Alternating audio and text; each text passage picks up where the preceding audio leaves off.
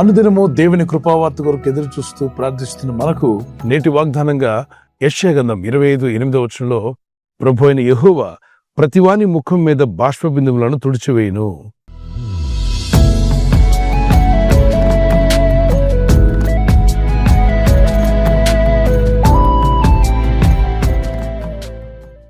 ఈ ప్రపంచంలో ఎన్నో రకాల లిక్విడ్స్ ఉన్నాయి. అన్నిటికన్నా ఖరీదైందని చెప్పొచ్చు, విలువైందని చెప్పొచ్చు, అమూల్యమైందని చెప్పొచ్చు. అదే మనిషి కన్నీరు. ఒక బిడ్డ ఏడుస్తూ ఉంటే తల్లిదండ్రులు చూసినప్పుడు ఎందుకు ఏడుస్తున్నావు అని అడుగుతాం. కుక్కబట్టి ఏడుస్తున్న బిడ్డ ఎత్తుకు తల్లి పరిగెత్తుకుని వచ్చి ఆ బిడ్డని ఎత్తుకొని ఆ కన్నీళ్ళు తుడిచివేసి, ఏడవద్దు నాన్న, నువ్వు ధైర్యంగా ఉండాలి, నువ్వు విచారపడొద్దు, నీకేం కావాలో చెప్పు, నేను తీసుకొచ్చి ఇస్తాను కదా, నీ తల్లినిగా నేను ఉన్నానుగా, తండ్రిగా నేను ఉన్నాను కదా. పేరెంట్స్ పిల్లల పట్ల అటువంటి ప్రేమను కనపరుస్తారు. మరి సృష్టికర్త దేవుడు అంటున్నాడు, నా కుమారుడా, నా కుమార్తె, నీ కన్నుల నుండి బాష్పబిందును నేను తుడిచివేస్తాను. ఏమిస్తే నువ్వు సంతోషిస్తావో నాకు తెలుసు కాబట్టి అది నేను అనుగ్రహిస్తాను అంటున్నాడు. వ్యర్థమైనవి, లోక సంబంధమైనవి, శరీర సంబంధమైనవి, శరీరాశ, నేత్రాశ, జీవపడము కొరకు ఏడవద్దు. అవి మిమ్మల్ని మరణంలోకి నడిపిస్తాయంట. దుఃఖము ఇంకా ఎక్కువైనా చేస్తాయి, చిక్కుల్లో పడేస్తాయి. కాబట్టి శరీరాశలు తీరట్లేదని, నేత్రం చూసిందంతా పొందుకోలేకపోయామని, జీవపు డంబము, పేరు ప్రఖ్యాతుల కొరకు ఆరాటపడొద్దు. అవి దేవుని వల్ల కలిగినవి కావు. వాటి కొరకు నువ్వు ఏడుస్తూ ఉంటే నీ దుఃఖం ఎక్కువైపోద్ది, నీ విచారం ఎక్కువైపోయి లాస్ట్కి బతకాలని ఆశలే పోతాయి. అందువల్లనే శరీరాశ కొరకు, నేత్రాశ కొరకు, జీవపడం అవన్నీ క్షణమాత్రం ఉండేటువంటివి ఓవర్ నైట్లో ఎవాపరేట్ అయిపోతాయి. అవి కాదు మనకు కావాల్సింది. నిత్యము అనుగ్రహించే సంతోషము, సమాధానము ఇహమందే కాదు పరమందు కూడా మీరు ఆనందంగా గడపగలిగేటువంటి గొప్ప కృపను ప్రభు దయచేస్తాడు. ఆయన ప్రతివాని పేరు జీవగ్రంథంలో రాస్తా అంట. మన పేర్లు జీవగ్రంథంలో ఉన్నాయి, మీ పేర్లు జీవగ్రంథంలో ఉన్నాయి. అందుని బట్టి సంతోషించండి.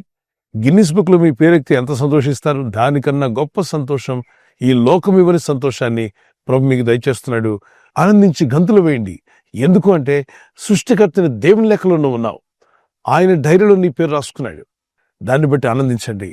ప్రభు అదే అన్నాడు, శిష్యులారా, సేవ బాగా జరుగుతుందని, మరి సేవలో ఉన్న పరికరాలను కొనుక్కోగలిగారని, మీరు ఆజ్ఞాపిస్తే దెయ్యాలు పారిపోతున్నాయి, వీటి గురించి సంతోషించకండి. సేవకులు, మన సంతోషము జీవగ్రంథమందు మన పేరుంది, నా దేవుని గ్రంథంలో నా పేరుంది. అందును బట్టి సంతోషించినట్లయితే మీ ప్రతి అక్కర తీరుస్తాడు. దేవుని దయలో మీరు వర్ధిల్లి అభివృద్ధి పొందాలని మా ప్రార్థన. ప్రకటన గ్రంథంలో కూడా అంటాడు, ప్రతివాని ముఖం మీద బాష్ప బిందువులను తుడిచివేయను. కొన్నిసార్లు ఆనందంతో కూడా కన్నీళ్ళు వస్తాయి. ఆనందంతో కన్నీళ్ళు ఎలా వస్తాయి? 25 సంవత్సరాలు ఎక్కడో తప్పిపోయారు. తప్పిపోయిన కుమారుడు ఆ తండ్రి మళ్ళా తిరిగి కలుసుకున్నారనుకోండి, 25 years తర్వాత చాలా సంతోషంతో ఇద్దరు కలుసుకున్నప్పుడు వచ్చే కన్నీళ్ళు ఉన్నాయి చూసారా, అవి కూడా ఆనంద బాష్ప బిందువులు. ఆనందంతో వచ్చాయి. పరిస్థితులు బాగాలేనప్పుడు ఏడుస్తూ దుఃఖపడుతున్నప్పుడు వచ్చే కన్నీరు వేరు, దూరం అయిపోయిన బంధాలు కలిసినప్పుడు వచ్చే సంతోషంతో వచ్చే కన్నీరు వేరు. ఆ కన్నీరు ఆనందంతో కూడినటువంటిది. సమస్యలను బట్టి దుఃఖిస్తున్నారే, మీ దుఃఖము, మీ ముఖమైనటువంటి కన్నీటి బాష్ప బిందువులను ప్రభు తుడిచివేసి మీ జీవితాలకు సమాధానం, నెమ్మదిని అనుగ్రహించాలని కోరుతున్నాడు. ఒక కీర్తన పాడుకుందాం పిల్లరా. కన్నీరంతా తుడుచును, కనుపాపవలె కాపాడును. కన్నీరంతా తుడుచును, కనుపాపవలె కాపాడును. కారు మేఘము వలె కష్టములు వచ్చినను కనికరించి నిన్ను కాపాడును. కారు మేఘము వలె కష్టములు వచ్చినను కనికరించి నిన్ను కాపాడును. రమ్మనుచున్నాడు నిన్ను ప్రభు యేసు, వాంఛతో తన కరము చాపి రమ్మనుచున్నాడు. వాంఛతో తన కరము చాపి రమ్మనుచున్నాడు.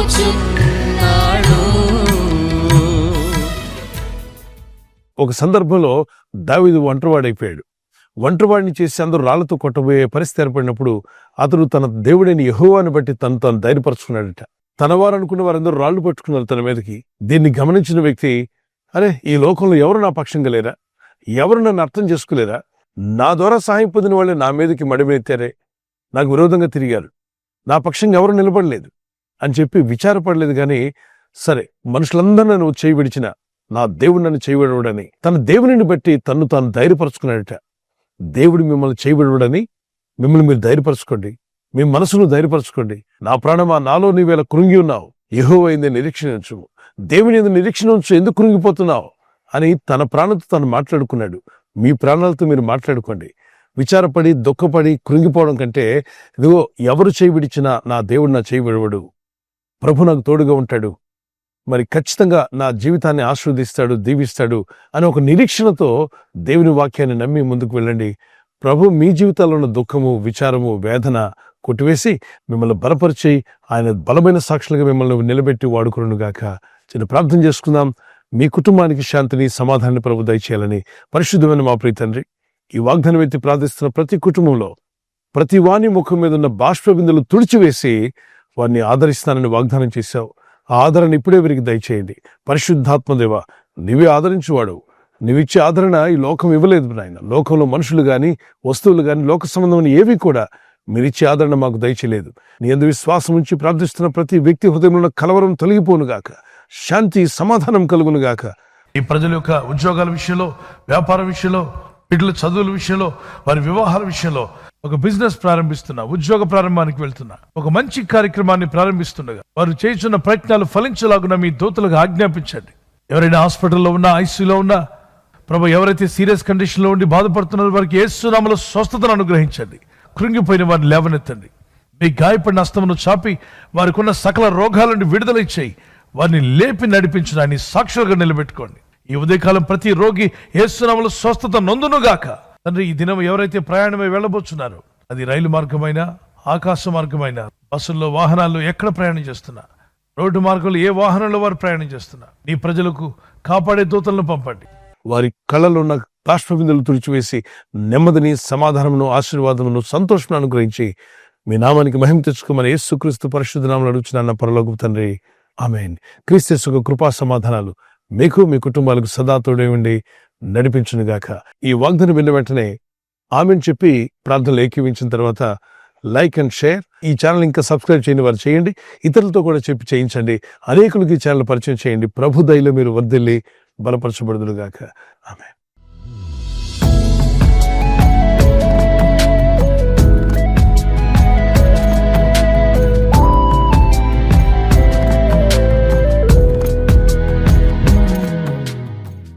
బర్త్డే జరుపుకునే వారికి happy birthday to you, many more returns of the day, God bless you. మీకు దేవుడు ఇచ్చినటువంటి వాగ్దానం ఇర్మియా 1:8 నేను విడిపించుటకు నేను నీకు తోడై ఉన్నాను. As you enter into new year, నూతన సంవత్సరంలో ప్రవేశిస్తుండగా దేవునితో నడిచే జీవితం, ప్రార్థించే జీవితాన్ని ప్రభు యేసు నామములో మీకు దయచేయునుగాక.